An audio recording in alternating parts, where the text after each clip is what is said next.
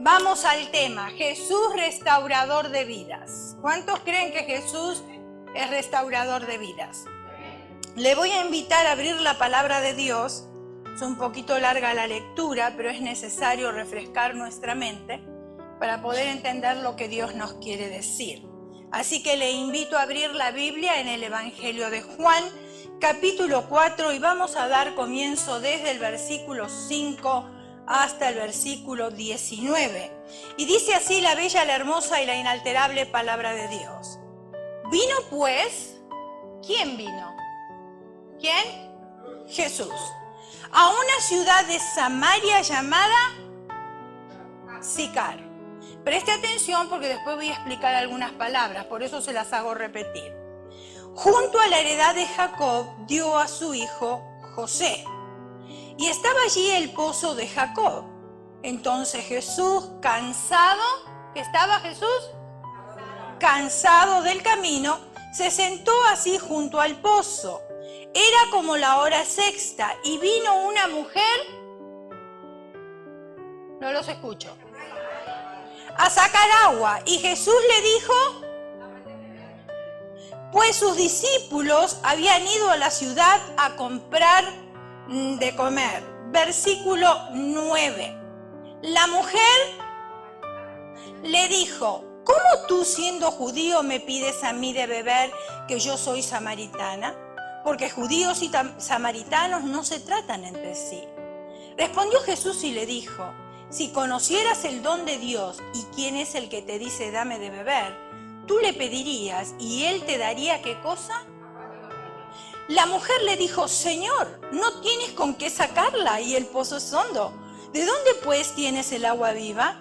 ¿Acaso eres tú mayor que nuestro padre Jacob que nos dio este pozo, de cual bebieron él, sus hijos y sus ganados? Versículo 13. Respondió Jesús y le dijo, ¿qué cosa? Mas el que bebiere del agua que yo le daré, no tendrá sed jamás, sino que el agua que yo le daré será en él una fuente de agua que salte para vida eterna. La mujer le dijo, Señor, dame esa agua para que no tenga yo sed, ni venga aquí a sacarla. Jesús le dijo, ve, llama a tu marido y ven acá. Respondiendo la mujer y dijo, no tengo marido. Jesús le dijo, bien has dicho, no tengo marido, porque 5 maridos has tenido y el que ahora tienes no es tu marido. Esto has dicho con verdad, le dijo la mujer. Señor, me parece que tú eres profeta. Que el Señor bendiga esta porción de su palabra. El mundo entero ha querido ofrecer una expectativa de Dios. Cada uno de nosotros mostramos una perspectiva de lo que es Dios. Si hay algo difícil es ver en el mundo de la perspectiva de Dios, pero ¿quién es Dios para el mundo hoy? ¿Cómo mostramos nosotros al mundo el Dios en el cual nosotros creemos? Entonces, ¿cómo ve el mundo el Dios en el cual nosotros creemos? ¿Qué clase de Dios la gente conoce y qué clase de Dios nosotros le estamos dando a conocer a la gente? Y yo quiero compartir, para que usted me pueda entender un poquitito más, yo quiero compartir con ustedes una leyenda que me pareció tan apropiada y donde podemos entender mejor a dónde nos dirigimos. Cuenta esta antigua leyenda noruega acerca de un hombre encargado de cuidar una ermita. O sea, una ermita era una capilla pequeña, ¿ok? Situada normalmente fuera de poblaciones. Y él estaba encargado de cuidar esa ermita. Y dice, en esa ermita había una cruz muy antigua, a la que acudía la gente para orar con mucha devoción a Cristo.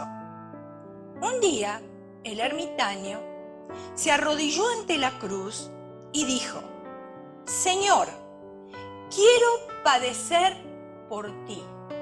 Escuchen, quiero padecer por ti. Déjame ocupar tu lugar. Quiero reemplazarte en la cruz. El Señor le respondió: amado hijo, accedo a tu deseo, pero ha de ser con una condición. ¿Cuál, Señor?, preguntó el ermitaño. ¿Es una condición difícil? Estoy dispuesto a cumplirla con tu ayuda, Señor. Escucha bien, hijo mío. Suceda lo que suceda y veas lo que veas, has de permanecer siempre en silencio. Escuche. Suceda lo que suceda, grabe esas palabras en su corazón. Y veas lo que veas, has de permanecer siempre en silencio. El ermitaño contestó, claro, entusiasmado, eufórico, porque el Señor le dijo: está bien, cambiemos de lugar. Tú te vas a la cruz, aceptas la condición. Entonces el ermitaño dijo: lo prometo, Señor. Le pareció que iba a ser algo sencillo, algo fácil. Se efectuó el cambio. El ermitaño fue a la cruz, Jesús bajó de la cruz. Nadie se dio cuenta del cambio, que no era Jesús el que estaba ahí, y el que estaba abajo en lugar del ermitaño era Jesús. Nadie reconoció al ermitaño colgado en la cruz. El Señor ocupaba el puesto del ermitaño y este por largo tiempo cumplió el compromiso y lo prometido al Señor. Pero un día, como tantos días, llegó un rico y al irse después de haber orado, se olvidó su billetera. El ermitaño lo vio, estaba colgado de la cruz, recuerde, se suponía que no tenía que hablar. El ermitaño lo vio y no dijo absolutamente nada. 2 horas después vino un pobre, vio la billetera y se la guardó. Tampoco dijo nada, porque había prometido que no iba a hablar. Entró un muchacho, se postró ante él, pidió su bendición antes de emprender un largo viaje. El muchacho creía que el que estaba en la cruz era Jesús. En ese momento vuelve a entrar el rico en busca de su billetera. Al no encontrarla, pensó que el muchacho se la había apropiado. Si eran los únicos 2 que estaban ahí en ese lugar. Era lo más normal para el razonamiento humano. Escuche. El rico se dirige al joven y acusándole le dijo: dame la billetera que me has robado. El joven respondió: no he robado nada. No mientas, dijo el rico, devuélvemela enseguida. Le repito que no he tomado ninguna billetera, afirmó el muchacho. El rico arremetió furioso contra él, pero en ese instante se escuchó una voz fuerte: ¡detente! El rico miró hacia arriba y vio que la imagen hablaba. Se suponía que era Jesús, ¿no? El ermitaño no pudo permanecer en silencio. Gritó, defendió al joven, reprendió al rico por la falsa acusación. El rico se quedó anonadado y salió de la ermita. No entendía. El joven salió también porque tenía prisa para emprender su viaje.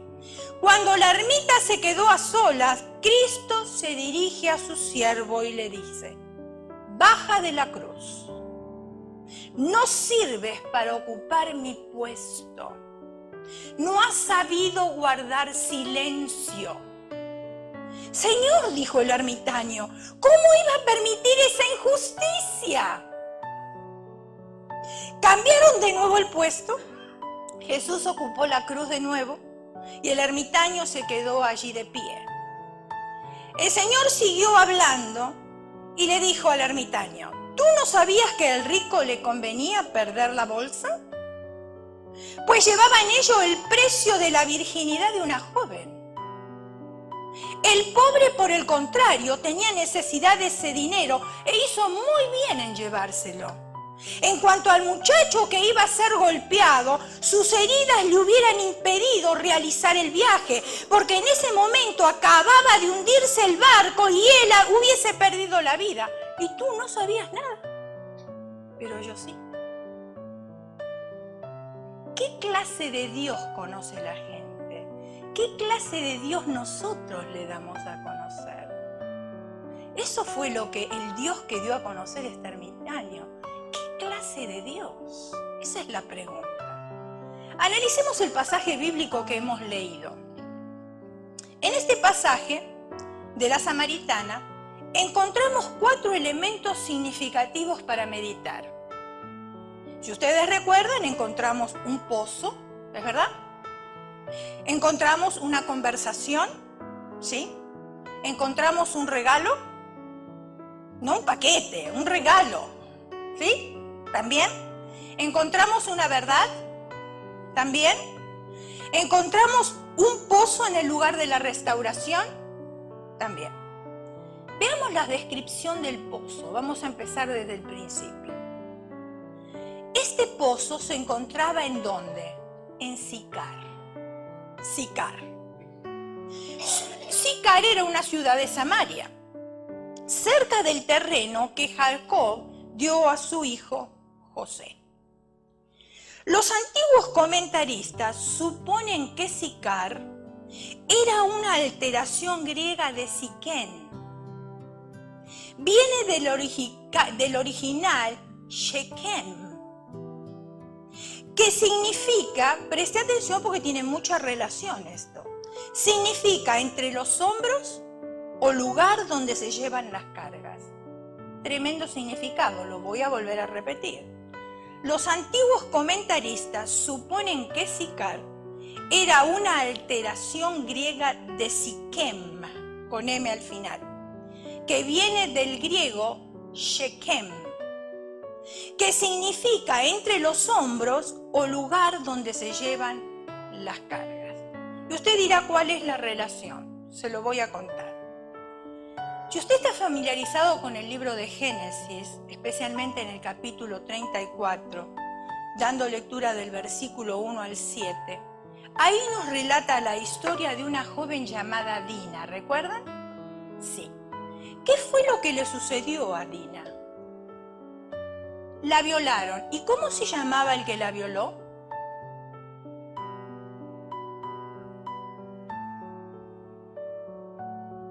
La persona que la violó o el joven que la violó se llamaba Siquem.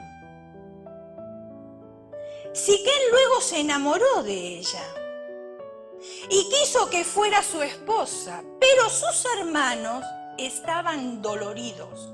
Sus hermanos estaban llenos de ira porque habían ultrajado a su hermana. Y ustedes saben que en aquellos tiempos no es como en los tiempos de ahora. La virginidad era sumamente importante. La historia termina que los hermanos de Dina, llenos de ira y doloridos, ¿qué hicieron? Mataron a todos los varones de la casa, ¿de dónde? De Siquem. Siquem es el lugar donde el maltrato, donde el dolor del pasado, la deshonra, la vergüenza se enseñorean.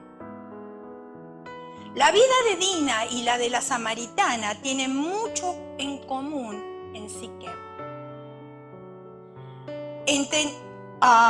¿Por qué? Porque tiene relación. Yo no sé si usted ubicó la relación de esto. Le conté la historia de Dina y la de la samaritana. El pozo se encontraba en una ciudad de Samaria llamada Siquem. El que violó a Dina también se llamaba Siquem. Hay una relación ahí. Y Siquem significa entre los hombros o lugar donde se llevan las cargas. Ahí se encontraba la samaritana. Hay estudios que afirman que el 70% de las mujeres que han sido abusadas no pueden rehacer su vida emocional, a causa de no poder borrar los recuerdos sucedidos. Yo he escuchado testimonios de jóvenes que han sido violadas, se han quedado embarazadas y prefieren abortar y no tener la criatura. ¿Por qué? porque no pueden olvidar esos momentos tan tristes, esos momentos tan horribles. Entonces ellas piensan que al tener la criatura, al mirar esa criatura constantemente les va a traer recuerdos de esa situación tan difícil para sus vidas. O sea que quedan traumatizadas, es un trauma que viene a la vida de la mujer. Entonces, a causa de no poder borrar los recuerdos de lo sucedido, este mismo estudio comenta que de 1 de 4 mujeres sufre en silencio algún tipo de abuso en el hogar o violencia doméstica. Ese es el censo que tenemos en el día de hoy. De 8 de cada 10 mujeres de los registros de delitos sexuales corresponden a niñas, en su mayoría entre 5 y 14 años. Y lo escuchamos constantemente en los medios de comunicación. Ahora, las secuencias del maltrato y el abuso son devastadoras. Por eso, mi hermana, si usted tiene una hija, cuide a su hija. Si usted tiene un hijo, también cuídelo. Porque amar no es permitirles a ellos dejar hacer lo que ellos quieran para que se sientan bien. Amar es disciplinarlos y advertirles con tiempo cuáles son las consecuencias cuando toman decisiones totalmente equivocadas. Y después van a ser una más de la estadística. Una más que está sufriendo emocionalmente, una más que no puede olvidar las tristezas del pasado y cómo quedan marcadas y afectadas para el resto de sus vidas. Y eso trae después conflictos y problemas en el matrimonio. Dios quiere encontrarse con cada uno de nosotros en el pozo de Siquén, donde murió, y el nuevo dueño fue José. ¿Por qué estoy haciendo mención de estas dos cosas? Porque son sumamente importantes. Lo que trato yo de decir es que tiene que morir dentro de nosotros el dolor que en silencio estamos sufriendo, porque Dios quiere que nosotros tengamos vida y vida en abundancia. Y muchas veces nos callamos y estamos sufriendo. Y no podemos seguir adelante y no crecemos en las cosas del Señor. Y estamos detenidos en un proceso del cual Dios quiere bendecir nuestras vidas, nos quiere usar y quiere que sigamos adelante, pero estamos estancados porque hay un dolor que está guardado. Y Dios quiere confrontar ese dolor para sanarlo. Analizamos el pozo, de dónde venía el pozo, cómo se llamaba el pozo, etcétera, etcétera. Y vamos a analizar ahora la conversación y el acercamiento a la restauración. Este era el pozo de Jacob. Juan capítulo 4, versículos 6 y 7, dice de esta manera: allí estaba el pozo de Jacob, y Jesús, ¿qué dice? Cansado por la larga caminata, se sentó junto al pozo cerca del mediodía. Y poco después llegó una mujer a sacar agua y Jesús le dijo: dame de beber. Acá nos explica este versículo que Jesús estaba cansado de una larga caminata. No dice cuántos kilómetros había caminado, pero sí sabemos que era una distancia bastante considerable. La palabra cansado, porque eso es lo que tenemos que entender para saber bien lo que el autor nos quiere decir a nosotros. La palabra cansado es de la palabra griega, o viene de la palabra griega, kopos. Kopos significa reducción de fuerzas o dolor ocasionado por llevar una carga. Y ahí dice que Jesús estaba cansado, o sea que ya no tenía fuerza y estaba llevando una carga.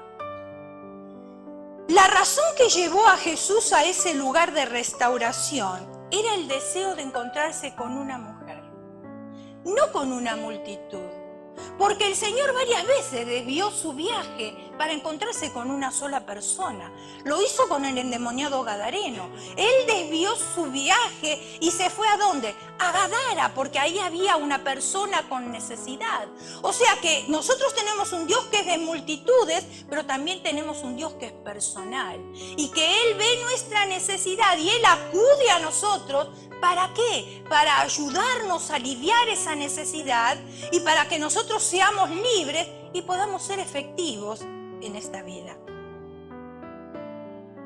Cuando Jesús se encuentra ya con esta mujer que tenía el deseo, ella estaba llena de insoportables cargas y quería quitárselas. El momento había llegado para ella. Por lo general, en aquella época o en aquellos tiempos, las mujeres tenían la costumbre de sacar aguas del pozo. No eran los hombres, eran las mujeres. ¿Y cuándo lo hacían? Lo hacían a temprana hora de la mañana o avanzadas horas de la tarde, y lo hacían en grupos por seguridad. Hoy en día escuchamos en los medios de comunicación que si usted está haciendo ejercicio en un parque, nunca vaya sola. Siempre vaya con un teléfono a su alcance y por supuesto que tenga batería, porque si no, no le va a servir. Y que vaya con otras personas también, porque por ahí andan personas que son malintencionadas. Okay. Por razones de seguridad, en aquella época, las mujeres también iban a buscar agua, iban en grupos. Pero el caso de esta mujer fue diferente, porque ella no fue en grupo, ella fue sola. Ahora hay algunas cosas acá que no están muy bien, que no están entendibles de acuerdo a la época. Y yo le voy a explicar cuáles son. Primero, se suponía que los judíos y los samaritanos no tenían comunión. No se trataban entre sí. Segundo, a los hombres no se les permitía ver cara a cara con las mujeres que si los maridos no estuvieran presentes. Si hoy fuera así, ¿cuántos adulterios no se cometerían, verdad? Fíjense, y ellos siguen todavía con esas culturas, ¿eh? Porque cuando nosotros fuimos a Jerusalén, una de las cosas que me llamó la atención a mí, que los hombres, especialmente, digamos, en el hotel o en el taxi, lo primero que hacen acá es ser amable y saludarles y hablar, y muchas veces hasta le tienden la mano para saludarla. Allá en el hotel no saludaban a las mujeres y a mí me llamó mucho la atención porque no lo hacían. Conservan todavía la costumbre de aquel tiempo. No saludan a las mujeres porque puede ser que la mujer esté en su costumbre mensual y es considerada inmunda. Entonces, por tal razón, ellos no le extienden la mano. No es porque ellos no sean amables, no es porque ellos no saben cómo hacerlo, sino que es parte de su cultura. Escuche bien, porque cada cultura reaccionamos de una manera diferente. Y a veces yo no puedo entender la cultura de ustedes y ustedes tampoco pueden entender la mía. Pero si vamos a la cultura nos damos cuenta por qué ciertas personas actúan de cierto modo, porque es cultural. Es cultural, no porque quieran hacerle daño a nadie, no por cualquier cosa que usted pueda pensar, sino que es cultural y estamos acostumbrados a hacerlo así y continuamos haciéndolo así. Quizás lo que para usted es malo, para mí no sea tan malo, o viceversa. ¿Por qué? Porque es cultural, otra vez. Entonces, cuando vinimos aquí, usted vino con la cultura de su país, ¿verdad? Cuando vino aquí, ¿usted no chocó con esta cultura? Claro que chocamos. Primeramente, ayer estábamos hablando con un joven, y un joven italiano, ¿no? Ayer fue el día de Italia, me parece, porque nos encontramos con personas italianas. Un joven italiano. Y le pregunté, ¿cuánto hace que estás aquí? Y dice, 3 años. Oh, ¿y te gusta? Y la verdad que no. No me gusta, dice, porque las costumbres que nosotros tenemos en Italia son diferentes. Claro, las costumbres que tenemos en Italia son iguales que las hispanas. Familia, comidas, sobremesas, todas esas cosas. Trasnoche. Acá no encontramos nada de eso y chocamos con esta cultura. ¿O no? Sí. Ahora, en casa continuamos con nuestra cultura, ¿por qué? porque seguimos hablando español, porque comemos lo que comíamos en nuestros países, etcétera, etcétera. Pero cuando estamos en la calle o cuando estamos en el trabajo, nos tenemos que adaptar a la cultura de este país. Y poco a poco nos vamos nosotros afirmando en la cultura de este país. Entonces es importante por qué se hacían ciertas cosas en los tiempos bíblicos, porque era muy cultural hacerlo. Muy bien, entonces, los hombres no hablaban con las mujeres y no las podían mirar cara a cara si los maridos no estaban presentes. Tercero, los rabinos no tenían nada que hablar con mujeres como esta porque se consideraba que era una pecadora. Entonces, ¿qué hacía un rabino hablando con una mujer de esa clase? Pero Jesús estaba dispuesto a hacer una excepción a la regla. ¿Pero por qué? Porque Él es el Señor de las reglas. Y porque Él tenía un interés mucho más grande todavía, que era la restauración de esta mujer, la restauración de un alma. La gente que es maltratada, abusada, muchas veces se aísla y busca refugio en la sociedad. ¿Cómo hacerlo? Otras personas se aferran a relaciones posesivas, buscando a través de ellas llenar vacíos. Hay personas que se aíslan cuando tienen problemas, no hablan con nadie, no quieren ver a nadie, no quieren estar en un grupo de gente, prefieren estar solos, meditando, pensando, pero en su lugar, en sí mismos encerrados. Pero hay otros que como tuvieron dolor, entonces cuando tienen una amistad, lo que hacen que son posesivos de esa amistad y están esperando constantemente que esté todo el tiempo con ellos. Hay diferentes maneras en las cuales nosotros sobrellevamos el dolor.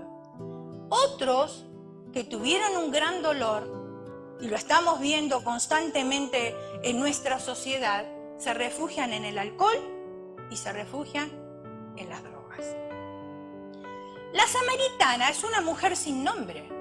La Biblia no nos dice cuál era el nombre, solamente nos identifica que ella era de una ciudad llamada Samaria, y por eso la conocemos como la mujer samaritana.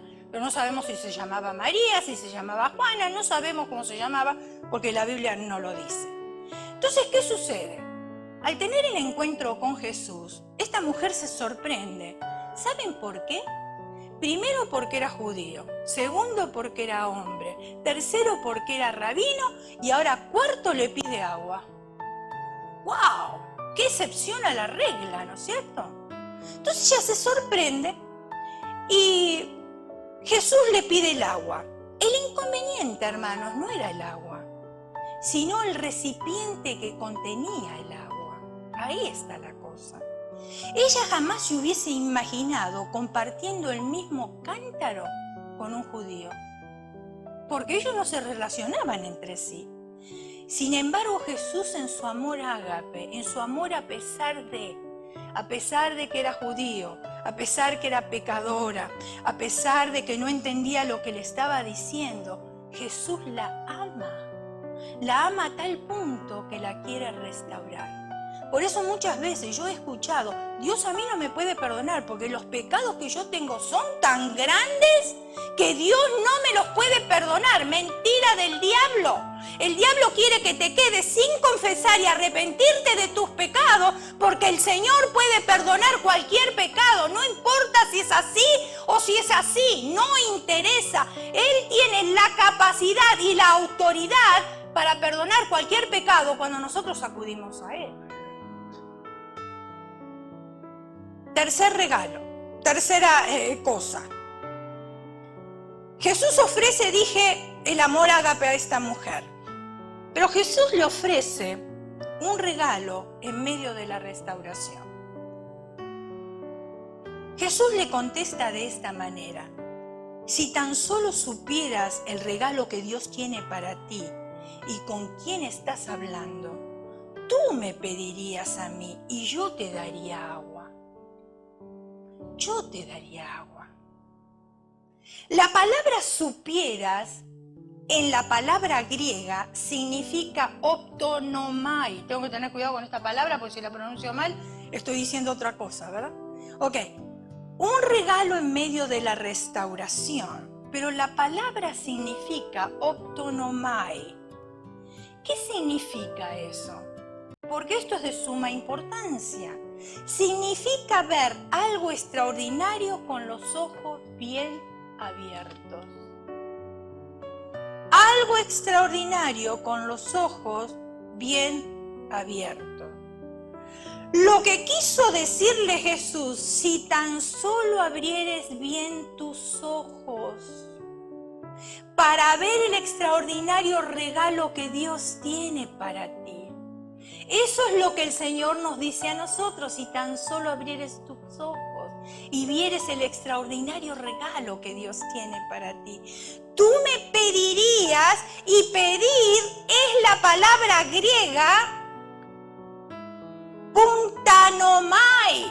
Yo no sé si se pronuncian así, yo lo estoy diciendo en español. Que significa solicitar algo con extrema necesidad. Mire qué importancia y cómo nos revela ahora el autor del libro lo que Jesús le estaba diciendo a esta mujer. O sea, no como cuando se pide un favor, no tampoco con pretensiones, con una demanda, sino como algo que se necesita con extrema necesidad. Es muy diferente cuando yo pido algo como un favor, si me lo haces bien y si no me lo haces también. O cuando yo demando: debes de hacerme este favor. Es muy diferente a clamar algo con mucha necesidad. Y si vieras con tus ojos bien abiertos, le dice el Señor, el extraordinario regalo que tengo para ti, yo extendería mi mano a ti para darte un poco, no un vaso, no un cántaro, sino una lluvia permanente que no te dejará volver a tenerse jamás. Eso estaba diciéndole el Señor. Ella le estaba queriendo decir: mi perturbación, mi opresión, mi situación es demasiada para ser sanada por ti. A lo que Jesús le contesta: si sigues queriendo saciar tu sed con esta agua que el mundo te da, volverás a tener sed siempre. Una y otra vez, pero los que beban del agua que yo doy serán saciados no solamente una, ni dos, ni tres, sino permanentemente hasta la eternidad. Quizás alguien esté pensando lo mismo que esta mujer. Tu situación, estás perturbado, que es demasiado profundo, que es demasiado complejo para Dios, que hay un dolor profundo, que no fue sanado y no está siendo sanado. Quizás piensas en una pérdida que has tenido. Puede ser la pérdida de un cónyuge, puede ser la pérdida de un hijo, puede ser la pérdida bancaria, puede ser la economía, puede ser la pérdida de una casa. Pueden ser muchas pérdidas que se encuentran a nuestro alrededor. O un dolor profundo, que es demasiado profundo para ser sanado. Eso es lo que nosotros creemos. Pero cuando recibas de mi mano, dice Jesús, el agua que yo te doy es suficiente para sanar y restaurar cualquier dolor, por profundo que sea. Hay algo más, y esto es un secreto para ser restaurado. Hay un regalo que Dios nos quiere dar. El regalo se llama favor inmerecido. Yo no merecía el favor y el perdón de Dios, pero a Dios le plació hacerme ese regalo. Perdonar mis pecados, no lo merezco, pero el Señor me lo da. Y está bien, y yo lo acepto. Pero también hay algo que es sumamente importante y que para alcanzar una restauración se necesita la verdad. La verdad. Por favor, Señor, le dijo aquella mujer, dame de esa agua porque así yo nunca más volveré a tener sed. Y no tendré que venir aquí para sacarla. Todavía no había entendido. El Señor le dijo, del agua que yo te daré no volverás a tener sed jamás. No vas a tener que venir al pozo a sacarla. El agua que el mundo te da, siempre vas a tener sed. El Señor se lo repite, se lo vuelve a decir y parece que todavía no lo había entendido. Y sigue insistente, insistente. Que el agua, que el agua, que el agua. Entonces Jesús, miren lo que le dice. Ahí está, porque Jesús la confronta y le dice, ve y trae a tu esposo. ¿Qué petición la de Jesús? ¿Pero por qué le dijo, ven y trae a tu esposo, si ella nunca le dijo que le iba a presentar al esposo? ¿En algún momento le dijo, te presento a mi esposo?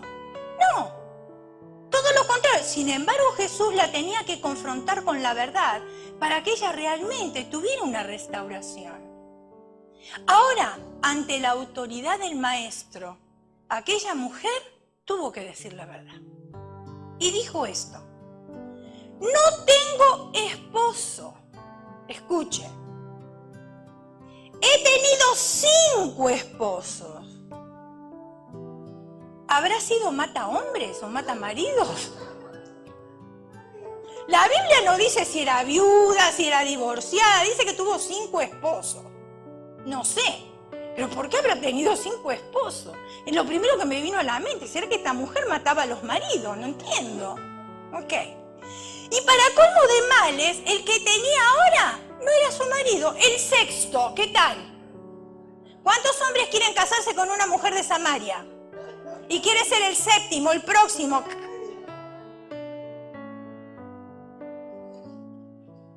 Jesús les pone a su continuo dolor la razón por la cual se había sentido rechazada, excluida y humillada. En la sociedad que nosotros vivimos, mis hermanos, tener 5 esposos y vivir en pareja, hoy lo aplauden. ¿O no? ¡Qué bar! Esa sí que es una mujer. Imagínense, se consiguió 5 maridos. ¡Qué bárbara! Debe tener algo especial, ¿no? Para que los hombres la sigan y para que sea tan popular. ¡Qué barbaridad! Y hasta le hacen un shower. Porque increíble. Ahora se hace shower. Si usted se divorcia, le organizan un shower para festejar el divorcio. ¿Qué tal? Esa es la sociedad en la que nosotros vivimos.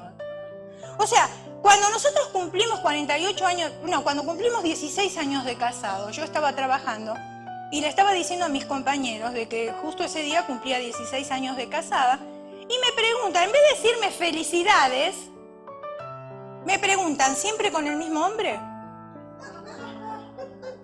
O sea, ¿será un pecado estar casada con el mismo hombre por tanto tiempo?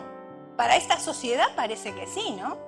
Parece que uno tiene que cambiar para estar dentro de la sociedad y ser aceptada por la sociedad. Pero esta es la sociedad en la cual nosotros vivimos, pero en aquellos tiempos no era así. No era tan sencillo. Por eso ella se sentía humillada, se sentía excluida, ella se sentía rechazada. ¿Por qué? Porque vivía una vida que no estaba de acorde ni a su cultura ni a la sociedad de aquellos tiempos. Entonces, como Jesús conocía su necesidad, ahora la tiene que enfrentar con la verdad. ¿Para qué? Para ser restaurada, para que ella misma reconociera cuál era su problema y que ella lo expusiera, que el Señor le perdonara y entonces ella correría en ríos de agua viva. Porque también historiadores dicen que esa mujer, cuando le dijo, tú pareces profeta, porque no lo conocía, y le estaba dando el relato de su vida. Cuando esa mujer le dijo, tú pareces profeta, dice que esa mujer se fue a su pueblo y en 3 horas evangelizó a su pueblo. Imagínense ustedes el poder y lo que ella sintió y la liberación que ella sintió al tener ese encuentro con el maestro, que lo menos que pudo hacer es salir corriendo y dar las buenas nuevas de salvación a todas aquellas personas que tenían necesidades. Quizás no eran como la de ella, pero necesidades al fin también. Todos tenemos necesidades. Yo creo que dije una vez, cuando nosotros nos convertimos al Señor, no nos convertimos al Señor porque mi esposo bebía o mi esposo tomaba o era jugador o tenía vicios, nada de eso. Yo tampoco, entonces nos considerábamos un matrimonio normal. Y cuando se considera un matrimonio normal, es muy raro que busque de Dios. ¿Por qué? Porque cree que no lo necesita. Porque todas las cosas son normales, ¿no es cierto? Pero Dios sabe cómo tiene que alcanzar a las personas. Él tiene un método diferente para cada uno. Él nos alcanzó a nosotros en una iglesia evangélica que no habíamos ido para escuchar la palabra, habíamos ido por interés personal, aprender inglés. Y era el único lugar que podíamos ir porque teníamos 2 niños, uno de 5 y otro de 6, y a la escuela no lo podíamos llevar. A la iglesia sí lo podíamos llevar.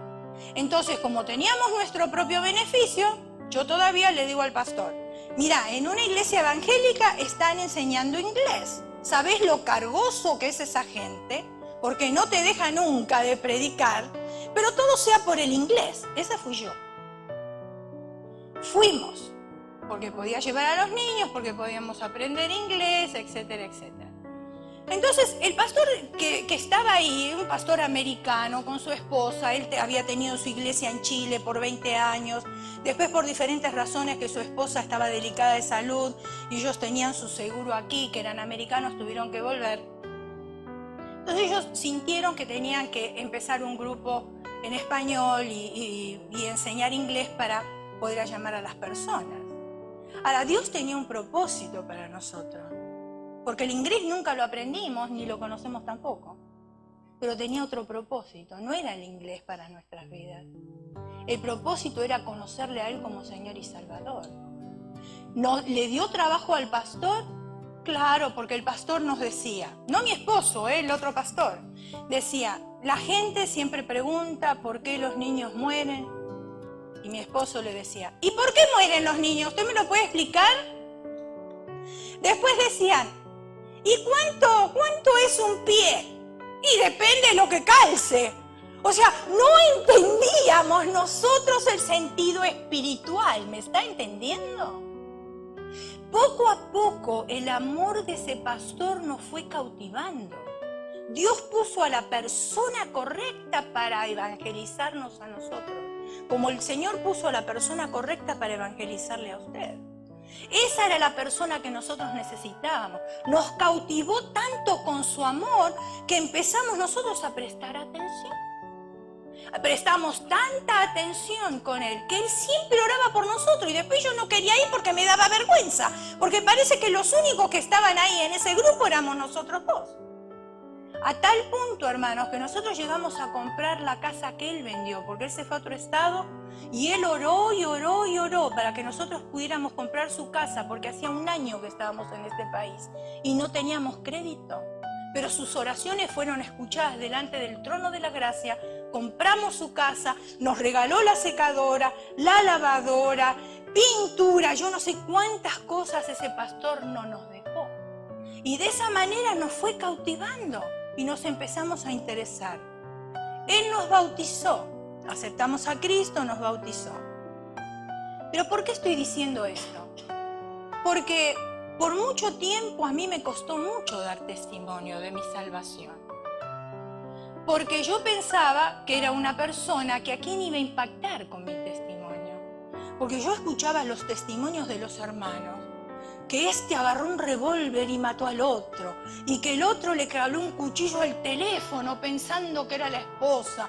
Y yo digo, Dios mío, yo no tengo nada de eso, ¿qué me voy a parar a decir?